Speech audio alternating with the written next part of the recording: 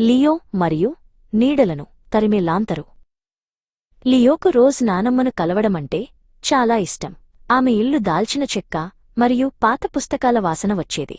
కాని సూర్యుడు అస్తమించి నీడలు పొడవుగా పెరిగినప్పుడు అతని కడుపులో కొంచెం గందరగోళంగా ఉండేది. ఈ రాత్రి ఇక్కడ అతని మొట్టమొదటి స్లీపోవర్. పడుకునే సమయం చాలా కష్టమైన భాగం. అతిథి గదిలో చంద్రుడు గోడపై ఫన్నీ ఆకారాలను సృష్టించాడు. మూలలో ఉన్న కుర్చీలో ఒక పెద్ద ముద్దగా ఉన్న వస్తువు కూర్చుని ఉంది.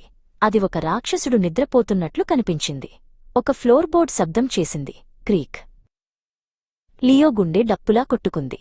అతను గది నుండి బయటకు అడుగులు వేసి తన నానమ్మ తన ఇష్టమైన చేతుల కుర్చీలో చదువుకోవడం చూశాడు. నానమ్మ. అతను వణుకుతున్న స్వరంతో గుసగుసలాడాడు, నేను ఇంటికి వెళ్లాలనుకుంటున్నాను. రోజ్ నానమ్మ వెర్రిగా ఉండకు అని అనలేదు. బదులుగా ఆమె ఒక రహస్య చిరునవ్వు నవ్వింది. నీకు నీడలను తరిమే లాంతరు అవసరమనుకుంటున్నాను. ఆమె ఒక దుమ్ము పట్టిన చెక్క పెట్టెను తెరుస్తూ చెప్పింది. లోపల లోహంపై నక్షత్రాలు చెక్కబడిన ఒక అందమైన పాత లాంతరు ఉంది. ఆమె ఒక చిన్న స్విచ్ నొక్కింది మరియు గదివెచ్చని బంగారు కాంతితో నిండిపోయింది. మనం ఒక నీడల సాహసయాత్రకు వెళదాం, ఆమె గుసగుసలాడింది. నానమ్మ లాంతరును పైకి పట్టుకుని వారు లియో గదికి తిరిగి అడుగులు వేశారు. రోజ్ నానమ్మ లాంతరు కాంతిని కుర్చీలో ఉన్న ముద్ద రాక్షసుడిపైకి చూపించింది. మరియు వారు ఏమి చూశారు?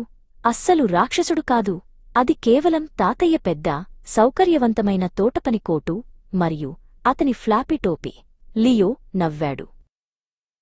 అకస్మాత్తుగా వారికి మరో శబ్దం వినిపించింది. Tap tap, scritch scratch.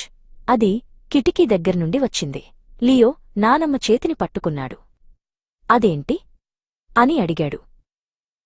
నానమ్మ నీడలను తరిమే లాంతరును కిటికీవైపు చూపించింది.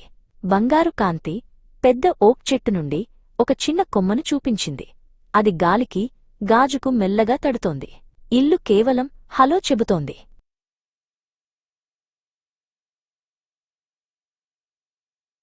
లియో లాంతరును తీసుకున్నాడు.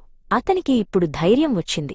అతను మంచం కింద కేవలం దుమ్ముదులుపులు మరియు అల్మరాలో కేవలం దుప్పట్లు ప్రకాశింపజేశాడు. ఇల్లు భయానకంగా లేదు.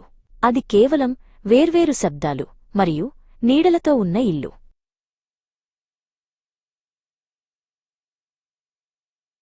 రోజ్ నానమ్మ అతన్ని మళ్లీ మంచంలో పడుకోబెట్టి నీడలను తరిమే లాంతరును అతని నైట్ స్టాండ్పై ఉంచింది. అక్కడ అది అతని స్వంత నక్షత్రంలా ప్రకాశించింది.